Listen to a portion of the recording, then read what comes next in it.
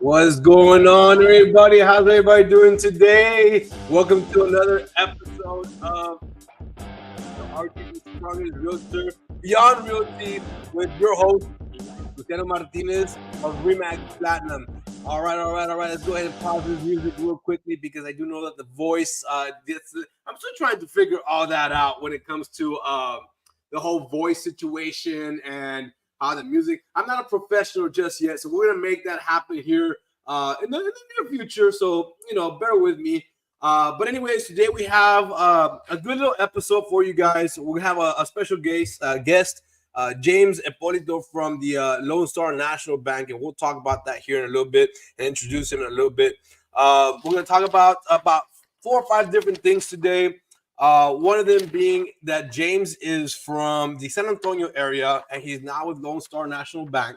So we're going to go ahead and talk to him about his journey, and we're going to talk about the differences between the San Antonio market and the Rio Grande Valley market. We're also going to talk a little bit about the pros and cons of living in the Rio Grande Valley versus San Antonio area market.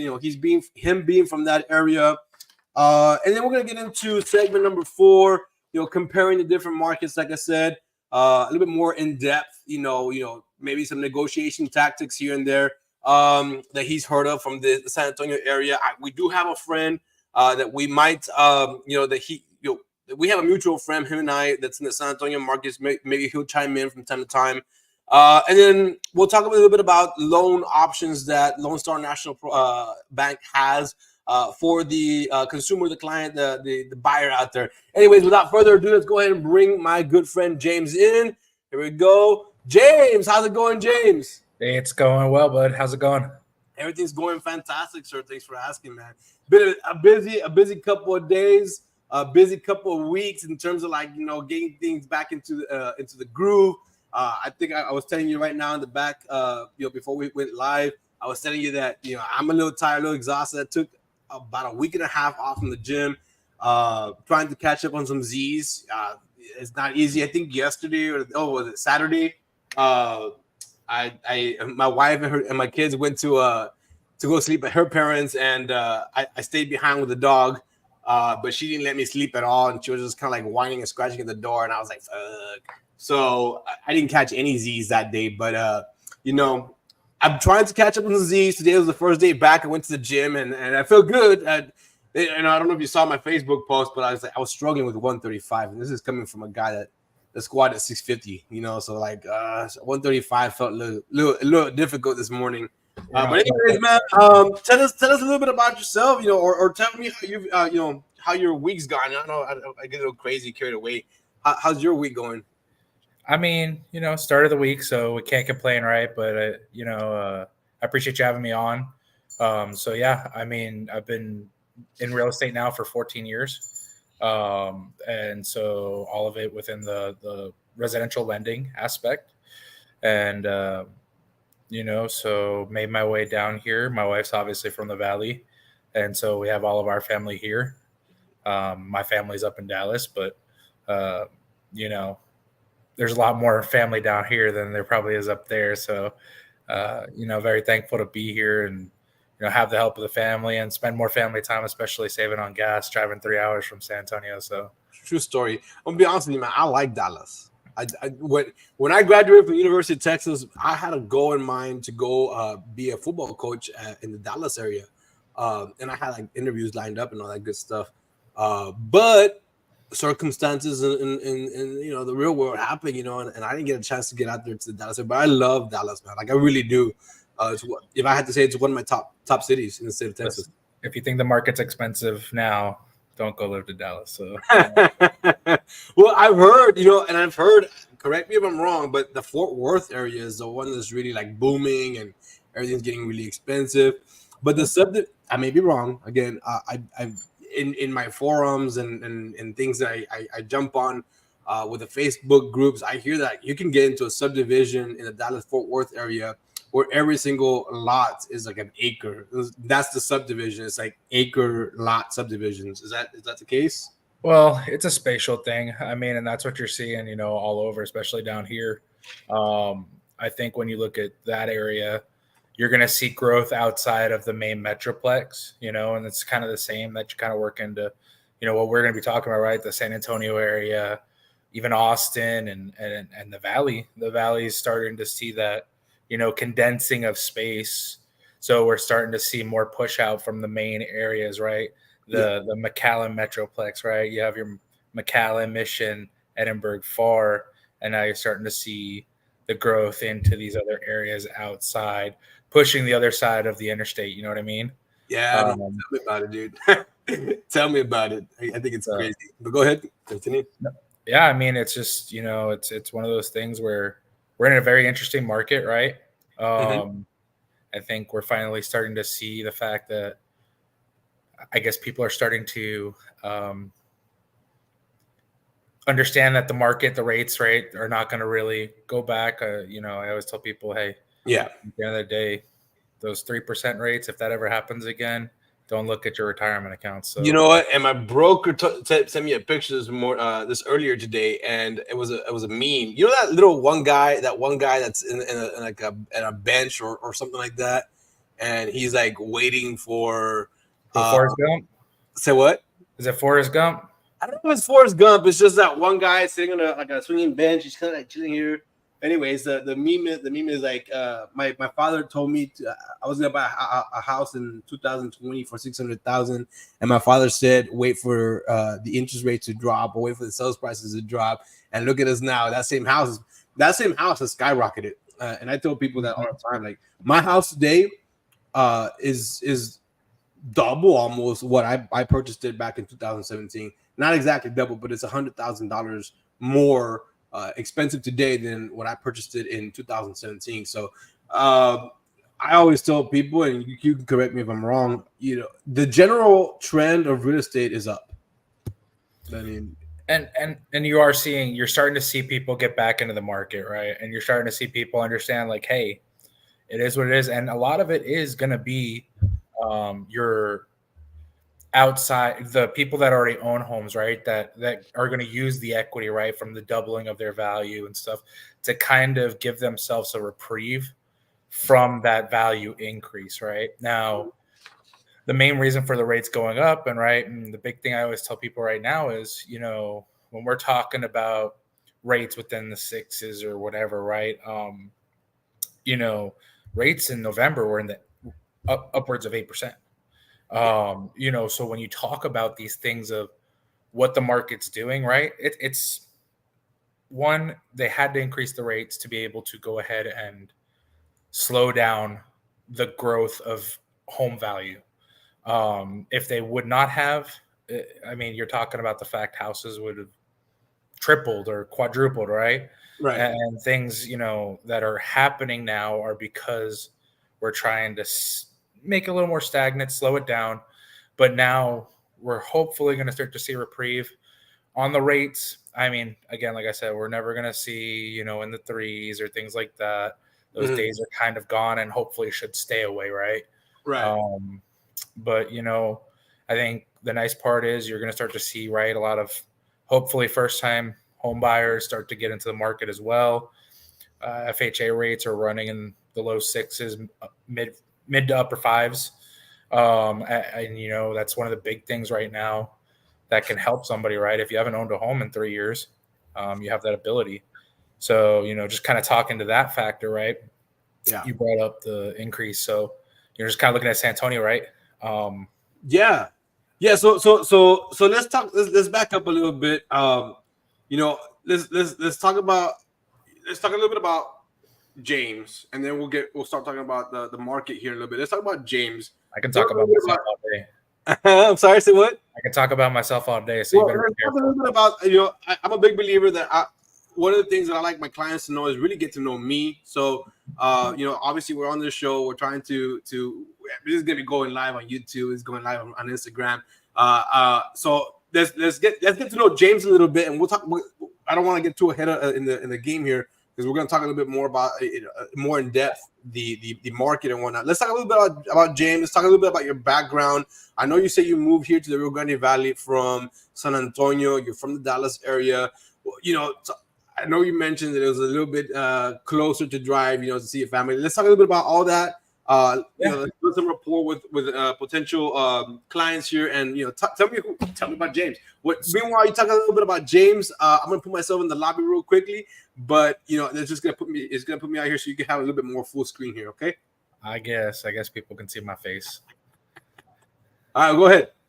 So I mean, just kind of about me. You know, it's interesting because I always tell people, you know, my trend has been from I grew up in New York, uh, moved to Dallas. My mom actually was in real estate until she retired, so she did mortgages and all that as well. I have a sister as well who does mortgages. So I guess it's just kind of in our blood. So I think we're just kind of suckers for pain when it comes to all this. I always tell people when I started, you know, I had a lot of hair, and Hey, now you and me that both, man. long. So, but you know, I made my way to San Antonio, graduated from UTSA. While I was at UTSA, my last couple of years, I started working in the banking industry. Wanted to be a teacher. You know, decided that you know I'll work for a little while and then maybe go into that, and just kind of stay with the banking world. And 14 years later, I'm finding myself here in the Valley working for LoanStar. So did you actually teach? No, I went through the final classes and all that good stuff, did all the stuff to get my teacher certificate, and decided, you know what, I was enjoying the banking world at that point. You know, the market was great. There You was know, more money involved in it. well, and I was, you know, starting 2010, 2011. So right after the bubble burst, right, you know, and I was able to take advantage of the rates. It wasn't hard to get people to not do loan work with you then, right? And so, you know, and then I met my wife while I was there in San Antonio. And then after 8 years, she finally, well, I guess I finally proposed. So I don't know why she waited so long, but I appreciate it. And now we have a family of two boys, two twin boys, and a daughter. And, you know, just kind of building out our family time and taking advantage of the fact, like I said, we have a very large family down here. Taking advantage of the fact that we're here and getting to watch my children grow up with their family is pretty important to me. That's something that I got from my parents, and it's something I want to definitely my children to experience as well. So, you know, being able to come down here, buy a home here, and be able to start building our roots here was a big thing for me. I've been coming to the Valley for 14 years, so I love it. I mean, maybe I love it. Week out? Huh? Week in and week out? I mean, it felt like that at some points. I felt like every weekend my wife and I were making a trip down here for some kind of family event or something. You know, tamales during Christmas, all those good things. Big family, you know. Well, yeah. So I don't know about you, but Mexican families, the older Mexican families tend to be pretty big. Well, I'm Italian, so I grew up in the household where, you know, you put food out and you had the big table with all the family sitting around it, and you know, grew up with that. So I do see a lot of similarities to the Italian culture and the Hispanic culture. Well, the flags have the same color. Why? But I've been blessed to be accepted by my suegros and their families, and you know, I'm pretty much I stand out pretty well in the family. So You could pass for Mexican. uh, No, I tell you this because you know when I was in college, man. Side story: when I was in college, I had this friend of mine. He's Gonzalo. I can remember his last name. It was Gonzalo. For the life of me, for the longest time, I think I knew him 3 years. Redhead, red hairs, dreadlocks, white complexion. I mean, he was just as white as you and me. Super red hair and dreadlocks. One day I happened to be speaking in Spanish and he starts speaking to me in Spanish. I was like, oh, no fucking way. You fucking speak Spanish? He goes, bro, soy de Monterrey. Stop. Blew my freaking mind. He was, you know, and I figured his name was Gonzalo, like he was like, white but had a Mexican name. You know how that happens? But into the day that he started speaking Spanish and he told me that he was born in Monterrey and he was from Mexico and his parents were Mexican, I thought he was a white boy. I thought he was a white boy. And that's a Spanish side. So I know that, you know, just from my history background, that they're, you know, the sangre pura is the traditional Hispanics, you know, Canelo and all those kind of guys have a strong Spanish heritage. That's True. where that comes from. All that Iberian stuff, and because it's, you think about like the Irish, right? They're all redheaded. That's Spain and Ireland are not far apart from each other. So, Yeah.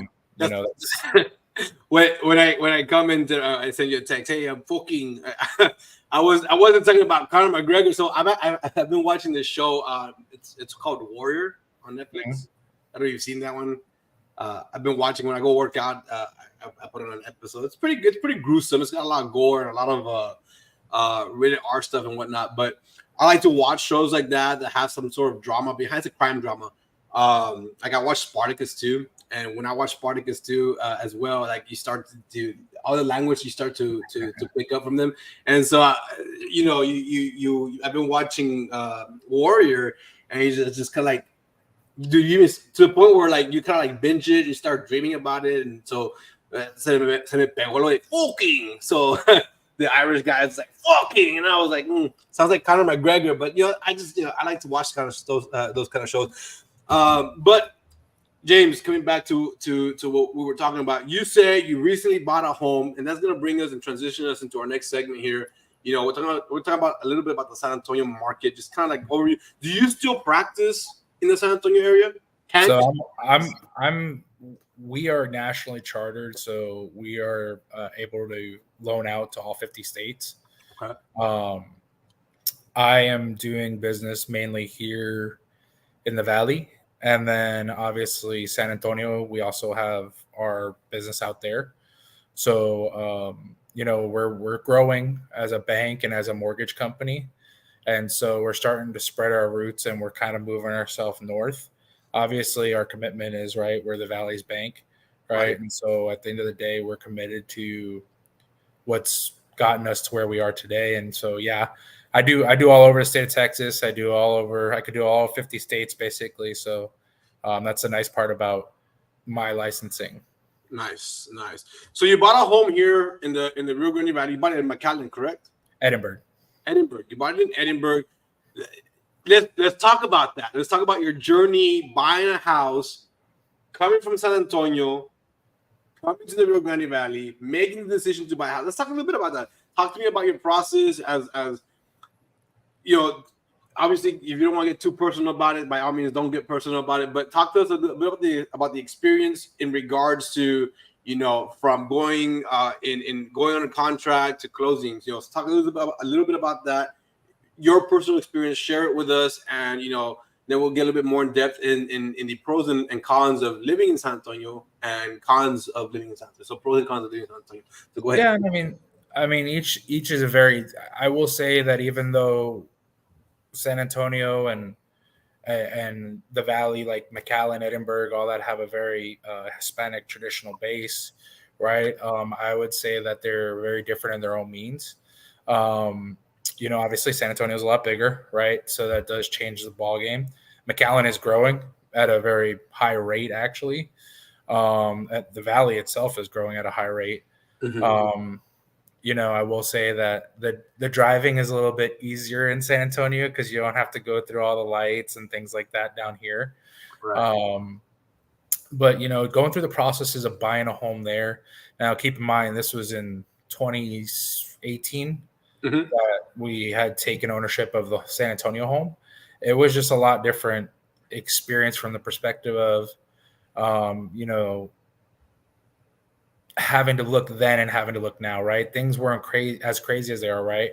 Those rates that I was talking about earlier, they were there. It made life a lot easier, right? It made it the ability, right?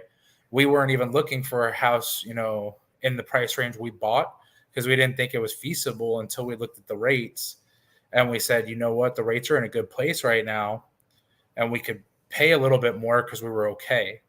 Whereas now today, right, you're taking it to basically the highest extent you can without overburdening yourself. And that's what a lot of lenders are trying to do right now is financially navigate how we can make these loans work for people without overburdening them. And so the way I call it is house poor.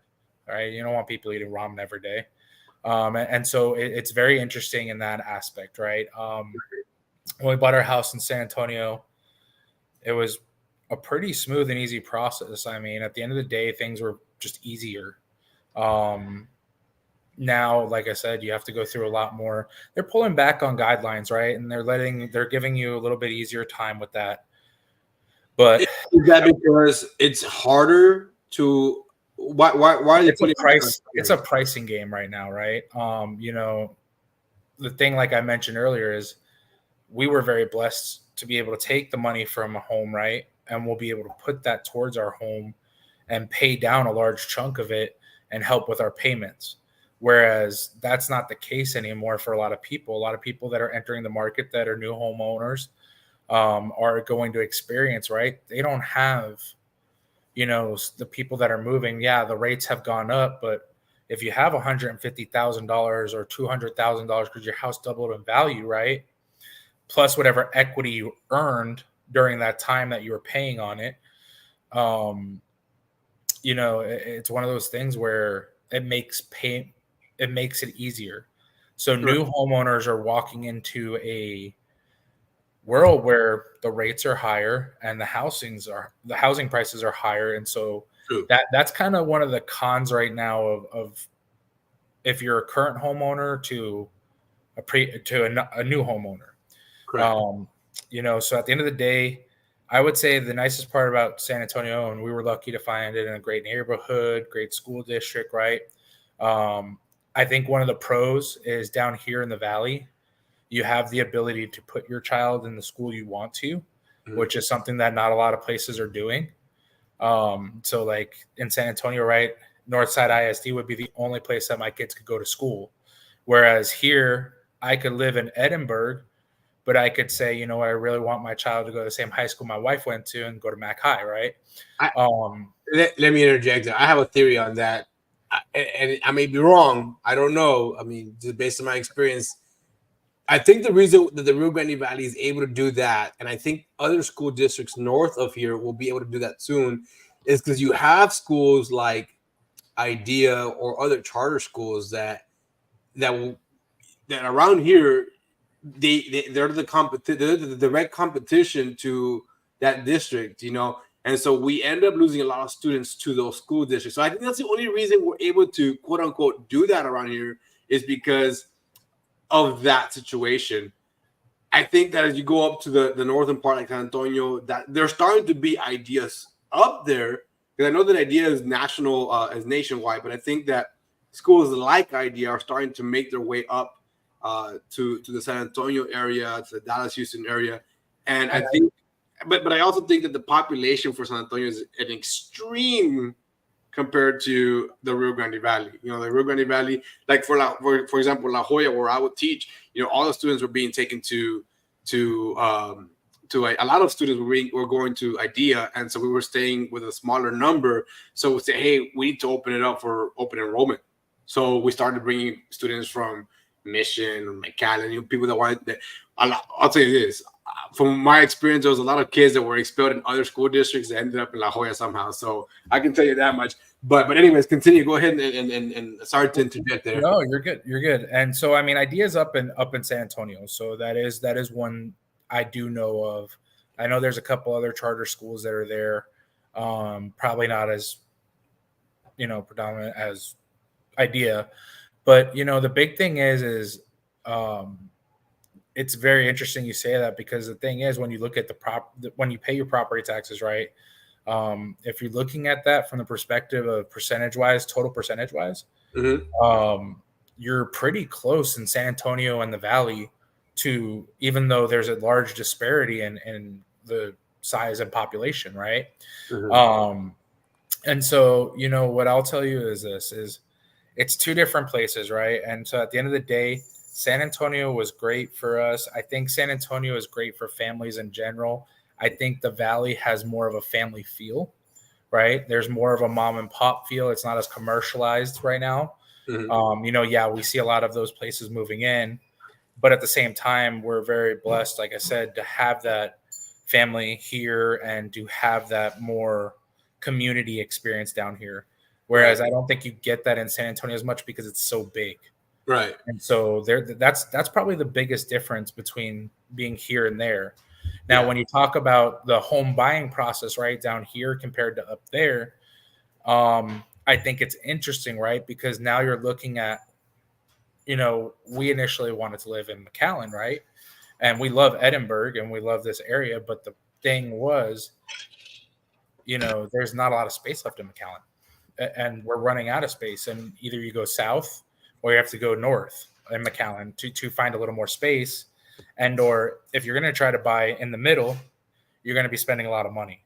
Yeah. And so that's where San Antonio was kind of a little bit different to that perspective of, you can buy on the outer circle of 1604 and you Mhm. still feel like you know, you're able to get to things quickly and do those things.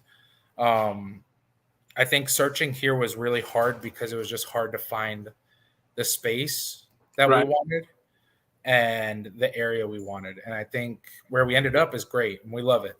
I think that was our biggest project though, was figuring out. I'm gonna share a quick picture. You talked about McAllen and whatnot. I'm gonna share a quick picture. See if I can pull this up real quickly. See if I can make that happen. Um, but check this picture out. Let me see. Share screen. Boom. All right, here we go. Check that picture out. Can you see it? There it goes. So this picture is a picture of McAllen in 1908. You check that That's out. This is by the railroad. I'm assuming this is near Business 83, and I haven't really huh?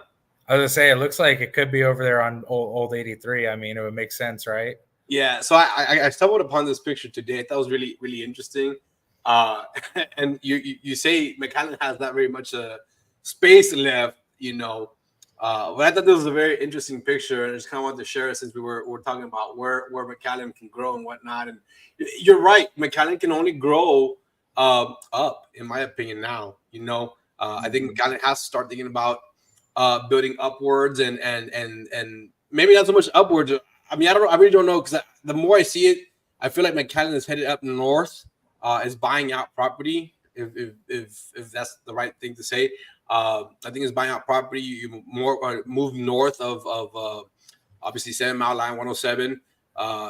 If you go even further beyond Monte Cristo, there's a lot of areas there where I feel like used to be Edinburgh and are now McAllen. So you're talking about there's not very much here centralized. I just think it's going to go up in that direction. I don't know how much more south we can go. I feel I like think, there's. Go ahead. yeah, and that's when you're seeing like the Tres Lagos, right, and all that being, expanded to Edinburgh. You know, heading if you go up North Jackson, you'll see a bunch of new builds, or even on McCall, in between those two areas, heading towards Edinburgh. Now you're seeing right when you get into Edinburgh, all these developments that are starting to pop up, right, or right on the edge of McAllen, right, because there's this little crazy city borderline that zigzags left and right. Yeah. Um, I think it's really interesting because the difference in San Antonio to here now, right? Growing north doesn't necessarily mean it's a bad thing, and that you're having to drive far. Going north in San Antonio, which is the only way they can, right? Up towards Bernie, up towards. I mean, you have Hondo up there. You have going up Bandera. People are expanding up those northern ways, and that's putting a large stress on your commute during the day up Mhm. 281. It's still considered San Antonio, right? But I mean, you're talking about 20 to 15 to 20 miles extra of driving. Mhm. Whereas here, right? Yeah, it still takes a little bit of time to get places just because, like I said, the light system it is what it is. Yeah. But, I'm Well, San Antonio has a bunch of highways too. We don't have very many highways here. You get your and they're working on it, right? And the thing is right, is again, you talk about population size, right? It's drastically different. yeah. So I mean, McAllen has done a good job of trying to, and I should say Hidalgo County, and even going out to Cameron or Star, they're Mhm. they're growing, they're doing well, and they're smart about the way they're growing. So there's two things that I want to mention about here. First, on a personal note, how familiar are you with the area? Have you got yourself fairly acquainted with the area? Do you know, like, Oh if I yeah, say, hey, go get those go to 5 Mile Line over there on La Homa? You're familiar with that area? yes. All right. So if you drive up north from 5 Mile Line, La Homa, maybe to like 8 Mile Line, Moorfield, that's where I grew up. Okay. The HEB that's on Business 83 on Conway. Are you familiar with that HEB? Sort of. Okay, so you take Business 83 towards I'm Mission, picturing. Yeah. where Landry's at, more or less. Head down south, Conway. That is an HEB there. So that used to be my HEB growing up, and that was the only HEB for many years. And so that used to be the only HEB. And I actually just talked about this today with some clients. Coming from 8.5 Moorfield to Business 83 HEB seemed like it was close enough, but today that seems like it's super far away because, like you said, of all the light systems and all that good stuff. So, to me, it's just it's expanded so much internally in the cities. So yeah, you're right. I mean, the light system kind of screws things over a little bit and whatnot. Go ahead. That's little in the grand scheme of things. Yeah. At the end of the day, what's going to happen here in the Valley is what's happening. And, having pushed out, and I'm helping out in Stark County as well, right? So I'm out in Stark County. You're going to start seeing that growth, right? You talked about La Jolla. They now have like the bypass and things that they're building to create that ability to grow, right? And so what you're going to see, and this is just something that I've started to notice as going out to Rio Grande City and those places, you're seeing development happen, right? And you're seeing these things that weren't there before that are there now because these businesses are doing market research to basically say these are going to be our up and coming areas. And I've told a lot of people that what I consider, that in between that Austin and San Antonio corridor, where you have New Braunfels, you have Kyle, you have Buda. 15 years ago, there wasn't anything out there. Yeah, there was maybe one. You talked about HEB, right? There was an HEB up there in Kyle that got built. And then all of a sudden, all these little developments started popping up. Yeah. And people started moving out there because they were willing to, at the end of this day, they were moving out there to get out of the city, right? But it was cheaper. It was easier to access. And that's what you're going to start to see is people are going to keep looking around here, right? And, at the end of the day, what you're seeing is like price per square foot is interesting right now. In Edinburgh, it's actually a little bit more expensive than McAllen, right? Mm-hmm. And the reason for that is because people are buying homes in McAllen that are bigger, but they're older. So what you're doing is you're paying maybe the same price for a smaller home here in Edinburgh that's new, right? Mm-hmm. Brand new or within a couple of years where it doesn't need all the updates, where there's people buying in McAllen, these older homes, right, that are coming up on the market, and they're having to put $100,000 or $50,000 into it when they move in to get it to where they want it to be.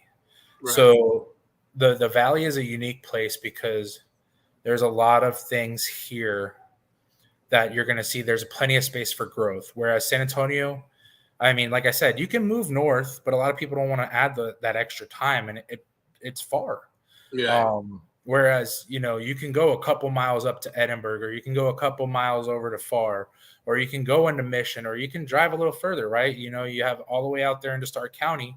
It's only a 30-minute drive. And when those 35 minutes, 40-minute drive, when that bypass is done, it's going to create an ease of access, right? And that's what happened in San Antonio to create that ease of access for people to be able to say, you know what, I can't afford to live here in San Antonio, but I can live in New Braunfels now, or I can live in Kyle, or I can live in Buda. And that's what's going to happen in these next few years here in the Valley is you're going to see the growth continue to go out, and you're going to see people looking for less expensive ways to buy a home. And so the only way to do that is going to be, especially with the fact we work from home, right? A lot of people work from home. Companies realized after COVID that it was an easy way to do it. So now that you can go out to, let's say, Rio and only be still Rio Grande City, right? And you can only be 30 minutes, 40 minutes away, or even to La Jolla, or, you're going to have all these places out there.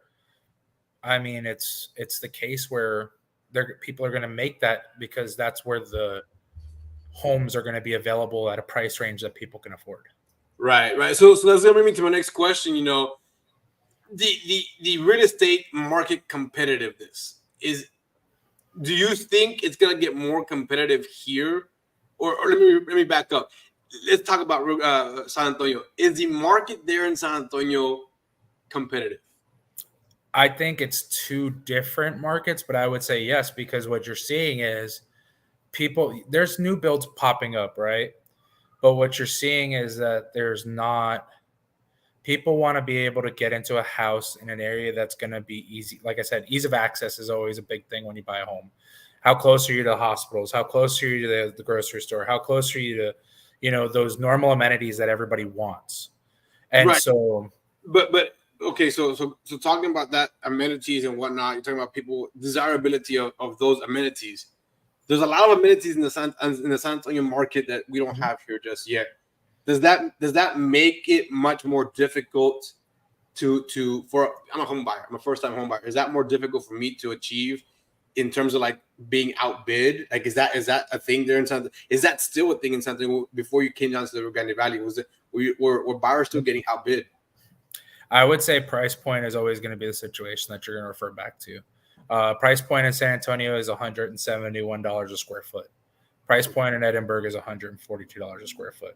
The price point in Rio Grande City is $127 a square foot. McAllen's $140. So right there just tells you, plus the aspect of, again, space. So the houses that are coming up in the areas, like I said, where I lived, right, was right next to the university. It's right next to, the middle school, the elementary school, right? It's a small, quiet neighborhood. Mm-hmm. It's near everything, and you can buy. Here, there's still the ability for growth. So what you're going to see here is, right, you may live in Tres Lagos, right, but they're going to put HEBs out there. They're going to do things out there that are going to make life easy out there, right? They can't do that in San Antonio. You can't just say, well, we've seen a large growth here in the inside corridor of 1604, so we're going to put another HEB here. There's no space. Right. And so what will happen is they're going to continue to grow northern and southern of San Antonio, whereas there's still room to grow within this area and not feel like you're being excluded, if that makes sense. Yeah, I don't understand. And I was because so I recently had a situation where, like, and I think I talked about this in my last episode, where I was gonna help a client out, and he goes, "Hey, Mr. Martinez, I want to sell my house for X amount of dollars," and his home has only been built for a year and a half. He's got a very little amount of equity in there, and he's competing, with the new construction boom. So right across the street, there's nothing but new construction being built. So on the seller side, we're seeing a lot of new construction, and it's very difficult to compete with these new builds. So let me ask you a question now that I have you here. Are there incentives that, I don't know, I guess I'm trying to find the right wording for this. Are there incentives for buyers to buy homes that are, I guess, resale versus new construction, or are there more incentives to buy new construction versus resale? I mean, or is that just on us real estate agents to try and negotiate the best deal for the client? I mean, what's your take on that? I mean, in my business, I always follow the real estate agent, right? Like, hey, that's going to be your go-to for anything when you're negotiating. But what I'll tell people is it's a matter of time, right? And time being, do you have the time to wait for a new build, or does that home fit what you need and you're going to buy it now and it'll work for you? And what you're going to see too is the big difference between San Antonio and here. There's a lot of people that own their homes here free and clear.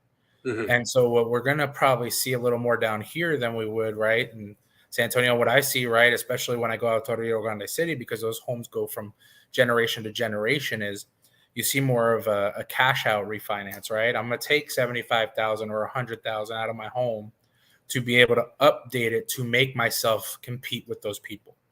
And so that's what you could possibly see. And you're seeing it. I see a lot of signs all the time for people that are doing interior updates, right? And so the Valley, a lot of the people here in the valley buy their homes, and like I said, it's a mom and pop place. People live in their homes for a long time down here. Mhm. People in San Antonio do not. It's one of the things. People are constantly moving. On average, between 4 to 7 years was the average for time frame in a home. Now that's going to get extended, right? Because the rates for some people are just too good to leave. And Right. people, you see those little memes out there that said you thought you were buying your first home, your starter home, right? And you just realize it's your forever home, right? Oh yeah. That's, people are gonna grow. They're gonna grow, they're gonna learn, right? And so what I tell you is new builds are great, right? But remember, with new builds, nobody got to try out the home before you. So there's gonna be growing pains with the new build. Mhm. Whereas a home that's already built is going to be, if there was a found, if there was some settling, right, that's already done, or if there's, it could be a multitude of things when it comes to a pre-existing home, right? Electrical, you don't know. Sometimes there's things in it just goes, right? And I think, one of the things I will say for pre-existing homes, if they were built a while back, um, especially down here, they're really solid homes. I Yeah. think. I like to say, if it ain't broke, don't fix it. Well, and you got to remember, right? Is the thing is that they're solid from the perspective of these homes were built to last. Right. Nowadays, things aren't always built to last. It's like I joke with people. My in-laws have blenders from 1980, right? They still use those things, and those things work well. I Yeah. get a blender and it lasts me 3 months, and then all of a sudden something breaks on it, right? Hmm. It's just the way the world works now. A few years ago when I first got started, funny you should mention, when I first got started about 2 or 3 years ago, 3 years ago now, 3.5 years, I don't even know, 2020. Uh, I was looking at homes be built, and I always wondered because my parents' house got built with block, cinder block, and then it has some stucco outside. It's a very strong home. But when I became a real estate agent, I always wondered how come we're building homes with that composite wood, the wood particles. And I always said to myself, I wonder if I put on a football helmet and maybe some pads. I don't know if I'm strong enough to go through the wall. Probably put your head through it. But I'm wondering if I can run through it. Like I think that would be a great commercial to make. Hey, how many hits does it take to go through the wall or something like that? Because I've always felt that way. Like I said, my parents' house was built with cinder block, and today I see these homes be built with. And that's the thing is, right? And then when you talk about, a big thing with new builds, you have to remember too is there are spec homes and there are customized homes, right? Right. Customized home, you're going and you're getting everything you want in that house, right? If I want foam insulation or I want this, I'm gonna get that. With spec homes, right, which are new builds, you're going to find yourself, okay, they may not have used the greatest things because they're building those on their dime. Right. And they're building them with the aspect of now I have a new build that I can market to somebody. So it's always good to vet your builders with what they're using for their homes, because the biggest thing that I always tell people is knowledge is power. Google will tell you a lot of things nowadays. Don't use Wikipedia because I can go on there and post whatever I want. But Right. Google, look at those things, right? Our job in this real estate market, in this real estate world, is to educate. And that's what I myself really pride myself on, is when people come to me and they ask me what they can do, it's not about me just pulling up my computer and doing an application and putting their information in. It's, well, what do you want to do? Right. Right? Do you want a big fancy home that's going to cost you, or do you have a budget that you're trying to stay within, right? Right. The thing that I tell people all the time is think about what's going to work for you. The valley is good for that right now. The valley is good for the fact of you could build here in the valley and you can build $150,000 instead of $180,000 home, and that will give you the budget you need, and you still get the house you want. And that's going to be the big thing. And like I said, it's no knock on pre-existing homes because a lot of people are doing their upgrades to those homes. Those Right. homes are starting to catch up with the new builds. But what you're seeing is, right, for instance, up by my house in San Antonio that I have, it's we updated our home. We took the time to update it, whereas other people are not. So when somebody goes to look at a home across the street from me, right, and then they go to my house, they're going to see our upgrades, and that's going to be, hey, I can move into this house and be like, hey, I'm good, turnkey. Right. Whereas next door, I'm going to have to do all these updates, and that's where you're going to start to see a little bit of separation of things. But I have to. So a couple of things I want to ask, because my experience has been, again, correct me if I'm wrong. Just we're just talking about experiences here. That if a home is pre-existing and they do some remodeling to it, at least around here, that remodel may have cost you $60,000, but you're not going to get the $60,000 out of it. There's not an intrinsic, and that's a great point. There's not an intrinsic. Just because you put 60,000 into your home, it may have covered up some of the shortfalls that would have taken away 20 or 30,000 of equity in your house, right? And so from that perspective, I think sometimes when I deal with people, right, and I talk to them about, doing upgrades and things like that. Well, my home, I did X, Y, and Z, right, to my house. So my value is X. So I think that's what it is. And then the appraisal comes back and it's a little bit shorter, right? Yeah. And that happened in one of my very first transactions. And that's the reason why I bring that up. And I learned that because we put an offer at almost offer list price because they had done the work. And I guess we assumed that it would be okay. But sure enough, the appraisal came back almost 30K under asking, and they wanted, I think probably was more than 30K. It was probably closer to 40K. But they wanted the full asking price, and there was just no way. At the time, my buyer, because it had lower interest rates, my buyer said, you know what, I'll go ahead and meet them halfway if they're willing to meet us halfway. But they didn't want to budge from their list price because they had put in almost $60,000 worth of remodeling. And so I wanted to kind of just touch up on that because people always ask me when I'm going to go list their properties. Hey, Luciano, we're thinking about doing a little bit of remodel. What do you think about this? I tell them, you know what? Stop right there. Remodeling is the way that I it just depends, I guess, on the craftsmanship of the work too. When I showed you a house there at one point, you were like, oh man, look at that. And one of the things I now look at, James, is when I go look at a home that's pre-existing, and this is thanks to you, by the way. I go and I look at all the hinges now. If the hinges are colored the same color of the cabinets, I'm like, dude, that's fucked up. So I now look at that because of you. Because I had never paid attention to that until you pointed that out to me, as somebody who's done some remodel themselves for the homes. But again, that job that, now that I see it, now that I it's something to know, thanks to you, of course. I go and I show homes that have been quote unquote remodeled. I go, look, the craftsmanship of the remodel is okay. It's not great. Take look, and I point out the hinges. That's a huge one. It's not just the one house that we saw together. It's a lot of houses cover the hinges. You know what else they cover too? The plates, the light plates, the switch plates. That's and crazy. There's a right way to do it, and there's a quick way to do it. And so the quick way can help, but the right way is going to be the more beneficial factor. Yeah. And so, when you talk about all those things of, is it better to do a new build or is it better to do pre-existing? It just has to be done right? And at the end of the day, there are a lot of good pre-existing homes out there still. I mean, our house is a newer home, but it's pre-existing. And that's what you're going to see too, is a lot of people that own these homes that they had built are going to be selling them, right? And so I think the biggest thing, and this is I always preach to people that are new home buyers, right? And so, like, for instance, with the fact that we're doing all these things for new home buyers, I mentioned earlier, I talked to you about this before we started on this, was, our help program, right? With the down payment assistance of up to $20,000, you have to bring $500, right, to that process. And then we just need to make sure everything else fits the boxes.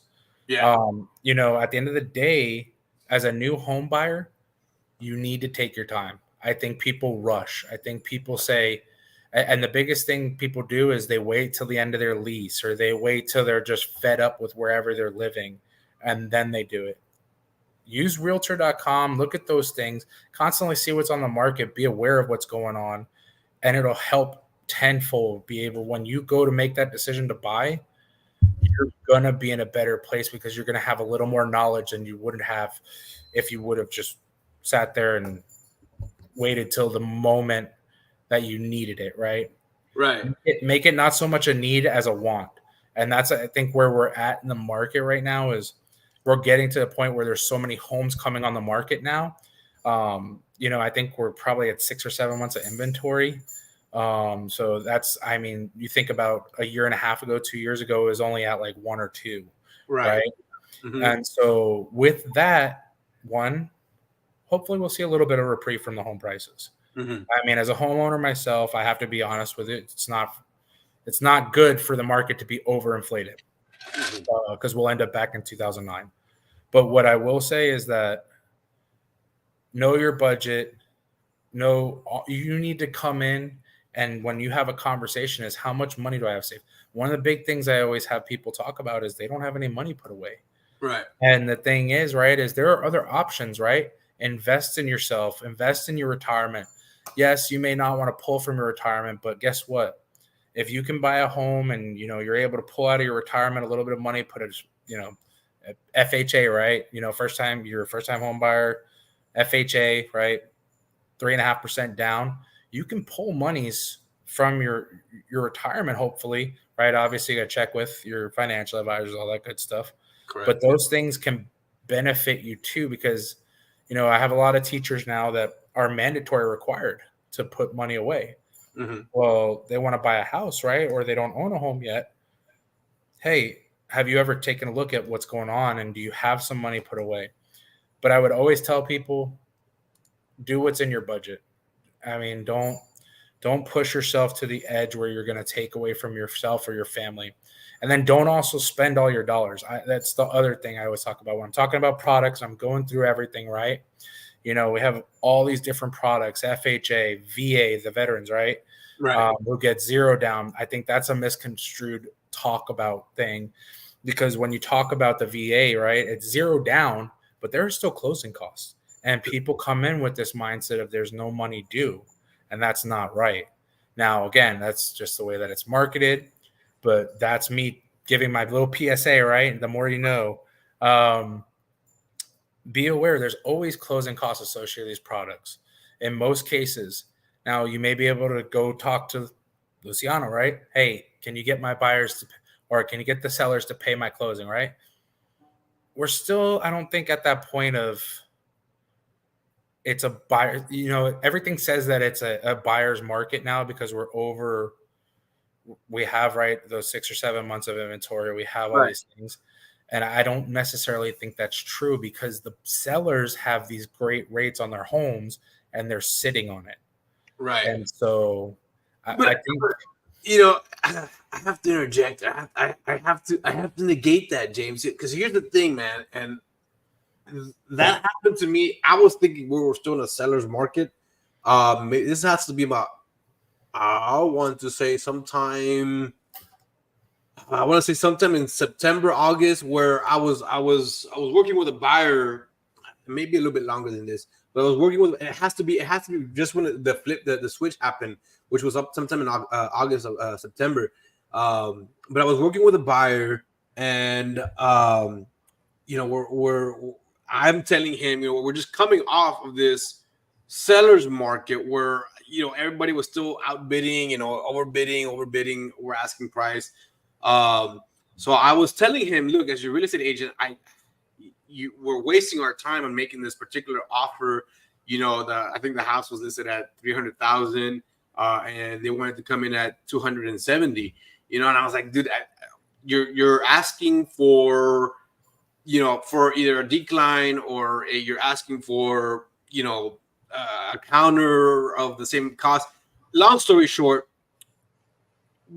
whatever transacted. I asked the listing agent, hey, this is the offer. They said, no, we're not going to take it. 2 days later, buyer goes with a different agent, submits an offer at 270, the exact same offer, gets accepted. $30,000, from the asking price. I learned that moment that it doesn't hurt to ask one, right? I already knew that, but I learned it more engraved in me, right? So a few weeks later, after that, I had another buyer say, "Hey, Luciano, I'm interested in buying a house. Can we put an offer?" The house was like they said at 400,000. He wanted to offer like 330, 340. We made the offer, no questions asked, offer accepted. So I think that was like, you know, a little bit on this side of August of September, where we were more of a, Yeah. the interest rates got high. And Uh, we talked about something similar to that, I think, when I first, came down here to look, right? right, And it was the case of sometimes you guys shoot your shot, right? And it doesn't hurt to ask. And I always tell people, um, the worst they can say is no. And at the end of the day, if they say no, then either you can, and you're that's where we put you right back and right to you guys, right? And you'll go back and you'll say, hey, do you want to make another offer, maybe at a little bit higher amount, or do you just want to go move on, yeah, right? And so I think though it comes down to, right, and that's why I go back to that knowing yourself, right? Knowing what is good for you and your family. And I think that it gets lost in the mix a lot of the times because people see a house and it's got all these bells and whistles and it looks so pretty and maybe just a few extra dollars, right? mhm, Um, know what's going to work for your family, and that's what I'll be honest with you, at Lone Star, that's what we're doing. We're right, having conversations. We're not just there to say, oh yeah, well, how about you do the application and then I'll get back to you, right? It's let's talk, let's find out what's going to work for you, right? An FHA, right? Or hey, do you have any prior military service?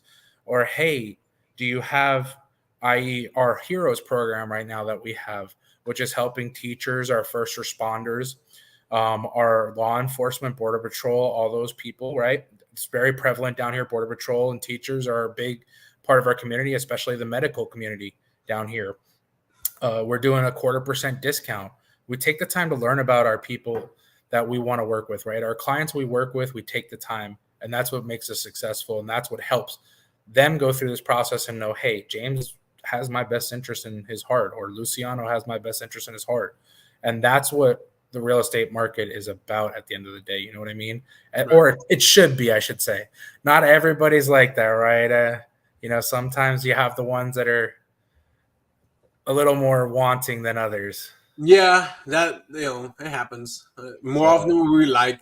I actually had a similar story today, or a question today that I had to ask, and I'm actually not going to talk about it because it's still kind of fresh, still kind of fresh, and people might be listening. But I'll tell you about it later in person.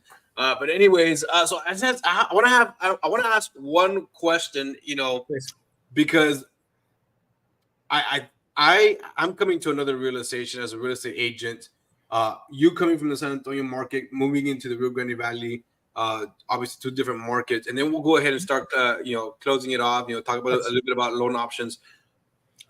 I have an aunt, right, who is going to soon in the future, decide to make a move into the Rio Grande Valley. Yeah, In conversation with her, she's coming in from California. Uh, what are your thoughts on this? Is the San Antonio market more or less affordable than the Rio Grande Valley market?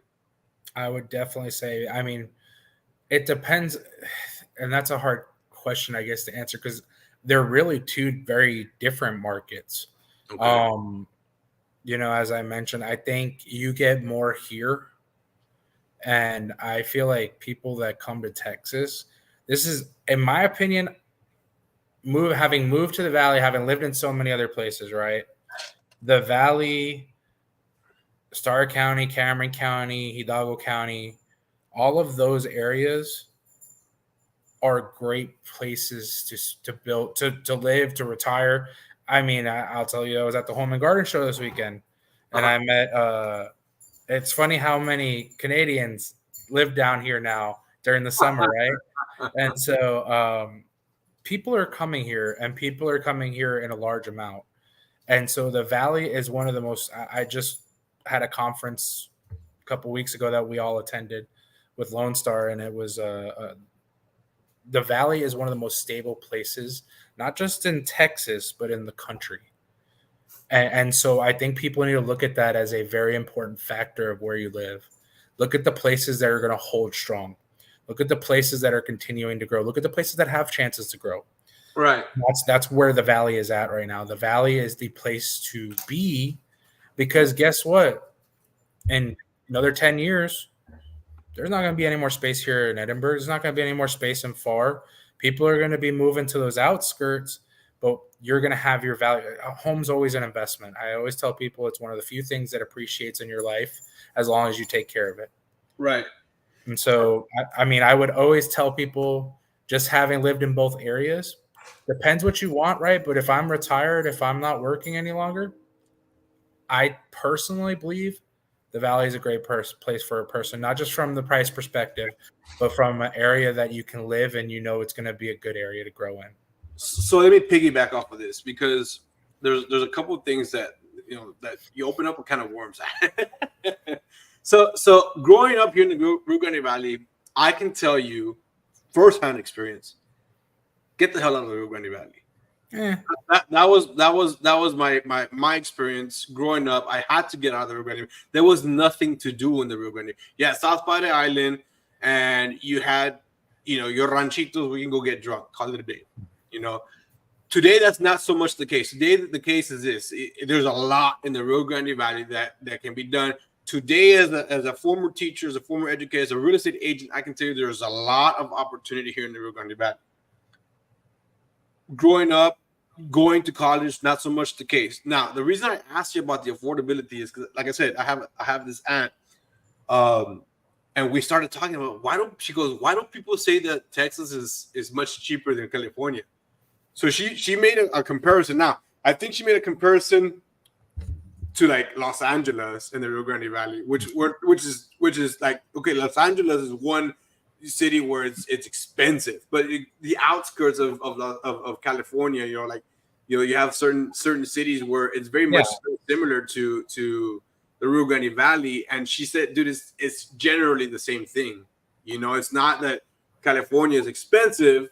It's just that gasoline happens to be expensive because there's a tax. So there's some sort of tax. And, if she comments on, if she happens to watch, which she's not, she's out and she's traveling right now. She's on vacation. But if she does ever comment on this video in the future, I'm hoping that she'll correct me if I'm wrong. But she says something about a tax on the gasoline for some sort of like environmental tax or something like that. I really don't know. But she said that was the only real big difference between living there and living here in terms of like, not so much, again, big city like Los Angeles or I mean, I would say that California is one of the most expensive places to buy. And yeah, you can live in those outskirt towns, those outskirt cities. But I mean, at the end of the day, those places are maybe slightly cheaper, right? But it's still super expensive. I mean, I've done homes in San Diego that are only 1,200 square feet that are $1 million. I mean, when you talk about the long-term costs, right? Because now you're talking about investing a huge amount of money, right? Where I could buy 3 homes in the Valley, it's going to cost me the same amount to buy one home that's going to be half the size or maybe even a third of the size. Right. And so that's the problem. And that's why I say the Valley is a place that people should look at as a very strong opportunity. Because, again, there's so much growth happening. I mean, like I said, being out in Rio Grande City and seeing what's being built out there, right? They're doing things. They're building a new hospital, right? Out there. There's growth happening here that doesn't happen everywhere else because there's no space to. Well, that's my point. You know what I'm saying? I'm trying to keep people from coming into the Rio Grande Valley. Hey, we're growing way too fast, way too much. Nah, as a homeowner, if it helps my prices go up, sure, why not? I'm already here. Well, all I know is because here's another one. I have a friend in Arizona, and we talk. I talk to different people from different states. And I don't know. I think affordability is not just depending on homes, but just overall in general. Because in Arizona, I could be wrong, because this is just kind of like conversation that I've had. But I've in conversation, I've compared our taxes to their taxes or how property taxes. And here in the state of Texas, property taxes are crazy expensive. We also don't have state income tax, and that's they have to get their money back somewhere. So the state income tax is not here. So Yeah. that's So again, like affordability, I think is dependent on many factors, and we talk about homes being so cheap here, but the cost of living. I am going to say that the cost of living in the Rio Grande Valley compared to San Antonio, compared to Sacramento, or compared to Los Angeles, or compared to Bakersfield, I think generally speaking, it's the same. Based on the conversations that I've had with different people. I'd have to do more research, but just on my basic knowledge, what I would tell you is I don't. There's a reason that people that live in California get a higher pay, right, for doing the same job. That maybe an educator, right? They get a larger amount of pay because there is a higher cost of living, right? There's the market research that will support that, right? What I would say is this, and the thing that we kind of talked about, and I'll bring it back around, is to you talk about getting out of the valley, right? And why? The first question I would always ask somebody is, what brings you back, right? And 9 times out of 10, it's going to be family. It's going to be it's going to be all these things, these factors in your life that play into it, right? And a lot of times people move back to where they grew up with their family, right? If they have family here, right? That's why we're here, right? And that's 9 times out of 10 what I feel like a lot of it. Of course, you have the people that are like, oh, I'm working, right? Or so on. But a lot of people that grew up here, they do leave, but they find their way back.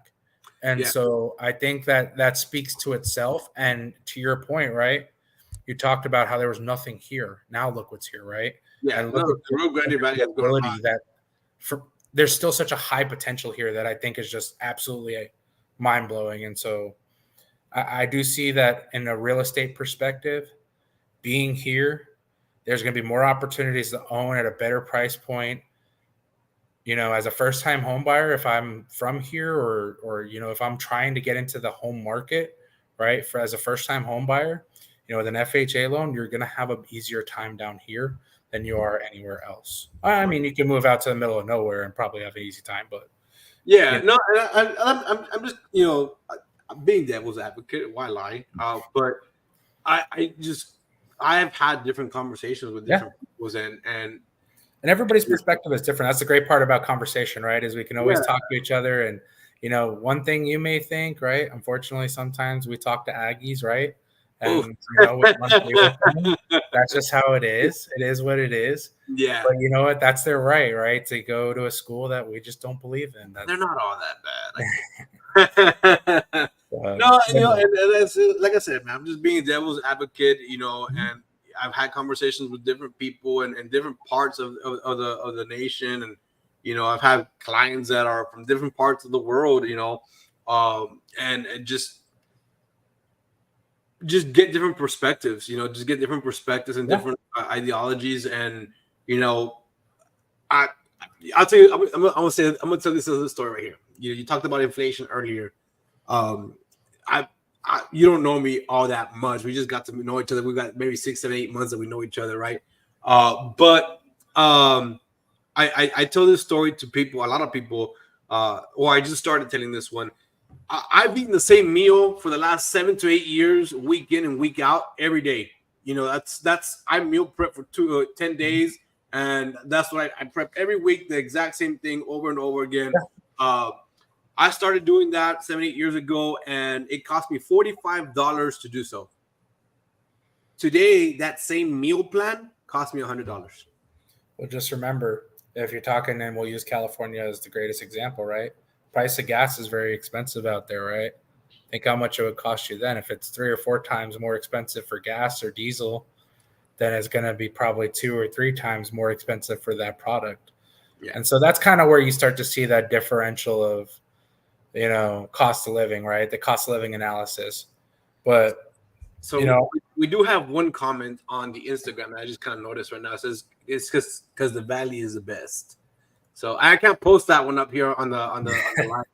But if somebody, I'm a firm. Listen, like I said, I've grown up in a lot of different places, and I will say that the Valley has been one of the most enjoyable places to live. Not just because my family's here, but because being in this market and being in this craziness of this real estate world, I don't feel it as much here as I did in other places. Yeah.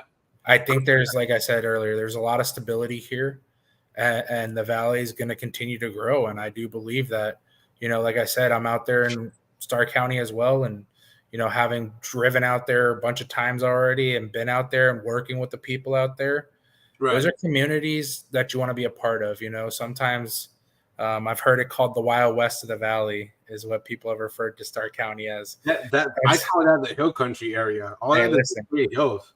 I'm telling you right now, there are things happening out there that we're going to see growth. And like I said, it's going to happen. And so what I tell people is, prepare, do the things that you need to, talk with the first thing they're going to tell you. Any real estate agent normally will tell you, hey, did you get pre-approved? Right. Yeah. So that's where we come in. I want to have those conversations. I will tell you right now, like I said, we have that help program with LoanStar that we are working with. It doesn't work for everyone, right? Everybody's situation is different. But the nice part about us is we have other programs we work with as well. We do work with T-Shack as well. So that can help with a little bit of money to your down payment or closing costs, right? We do conventional VA, FHA, USDA, construction loans, right? We do all those things, and there's so many different products. And then on top of it, we have partners that we work with that maybe you have a unique situation, right? Right. For me, the ability for us to take advantage of those things and to help our community as much as we are able to. I know Lone Star has a very unique name, right? I know that some things have happened. Some people are like, oh, Lone Star, we're back. In the words of Sam Elliger, right? But I will tell you this, we're here to help, and I want to help people just as much. And I know that's the same thing for you. Yeah. And that's where we're ready to do this. The valley's growing. The real estate market is going to continue to grow. Rates are hopefully going to come down towards the end of the year. I don't know, man. I wish I had the answer. I tell people all the time, if I knew exactly that answer, I'd be in a lot bigger office and a lot nicer chair. But that being said, the question that always gets asked, is it a good time to buy? And your answer is always going to be, I mean, this is a good time to buy, because the thing is people need to start understanding that the rate market, even though we might get a little bit of reprieve, the rate market is not gonna. It's not gonna be what everybody thinks. It's not gonna be 3.5. It's not gonna be 4%. We need to start normalizing the fact that the rates are going to be where they're at. They might come down a little bit, but this is a normalizing factor. We're going to be in the 5s. We're going to be in the maybe upper 4s. I would love to see that again. I don't know if that's true though. Right.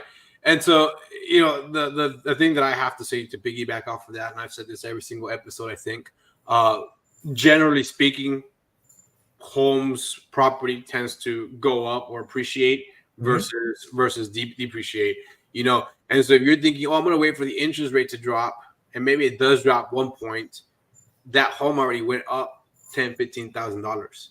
And so the longer you keep waiting, which is that meme that I was telling you, the longer you keep waiting, the more likely that your home is going to go up. And now you as a new home buyer, it gets that much further out of your reach. So it's always going to be a good time to buy. I know that sounds very salesy, very pitchy about it, but if I would have known that in 2017, if I would have known that in 2014, instead of spending money drinking, because I spent so much money drinking before I bought my house. And anybody that knows me, that helped me buy my house, my broker helped me buy my house, I was pissing away $1,000 a month in just alcohol. I was going partying and whatnot. So I think to your point, it's really just like I said, and I think it goes back to what we're saying is you got to know your budget. If you want it to be the right time, you have to make it the right time, right?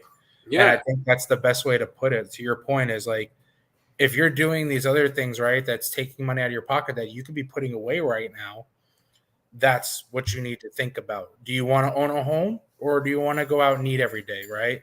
Like, or do you want to go have drinks with your friends after work, happy hour, whatever, right? Yeah. Do you want to go on trips all the time, right? Well, those things can happen. I mean, I wouldn't condone the drinking all the time, but at the Yeah. end of the day, what I would say is the trips and everything can happen. Having somewhere to live and having somewhere to call your own is just a different feeling, in my opinion. And there's nothing like, they say there's no place like home, right? It's the truth. It's better to call a place yours and pay into your future and put that money towards something that is yours than it is to put it towards a rental or things like that. Because guess what? Rentals are just as expensive as paying a mortgage right now. Yep. And so that gets lost in the mix. I know that it's hard. Like I said, the best thing I can always tell people is call me, call Luciano, just talk to somebody in the real estate world that's going to put you in a position for success. Right. Yeah, for sure.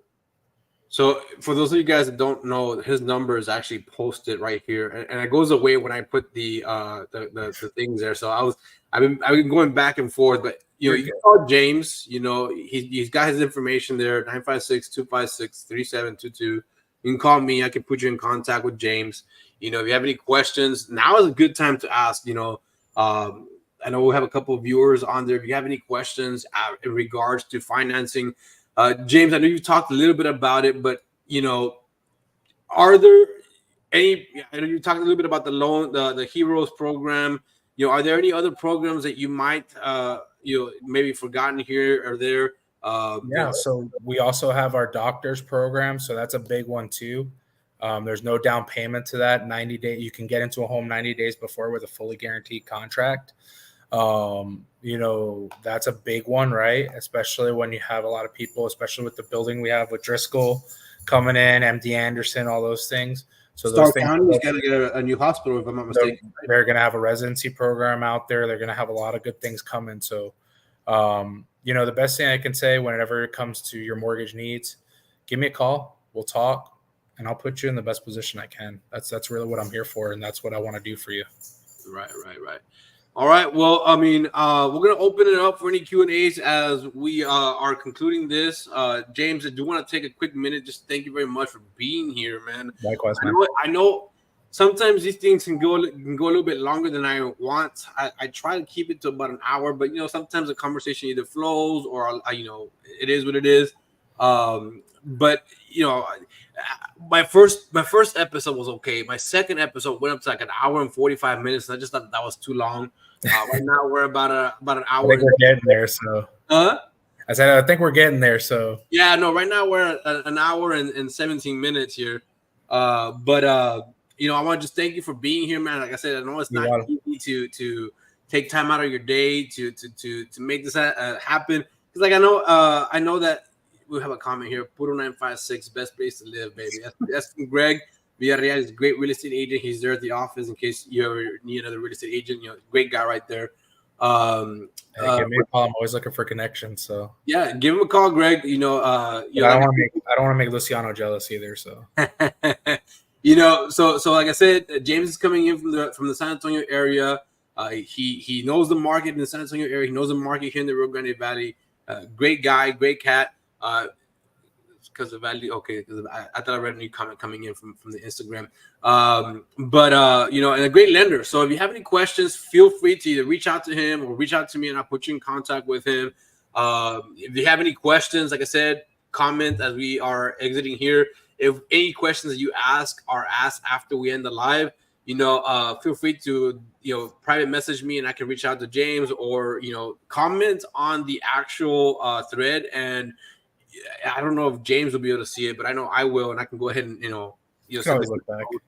Yeah, he can always reply. So feel free to ask questions, give us a call, give us a text, and again, James, thank you so much for being here. Text or call me at that number. That's my work number. I have that phone with me all the time. So please, I'm here. I'm here to help. So thank you. Cool. All right, well, James, just hang back real quickly. I'm gonna go ahead and end the live real quickly, and then thank you. Anyways, everybody, thank you so much for watching. As always, stay tuned. We do have another episode coming here in the near future. We have one, I think, next week, again with another special guest, Jonathan Lilly, who's my broker. He was also a real estate agent, and we'll just, we'll see what happens, how that episode carries along, right? Anyways, y'all, thank you so much for watching, and we'll talk to you soon.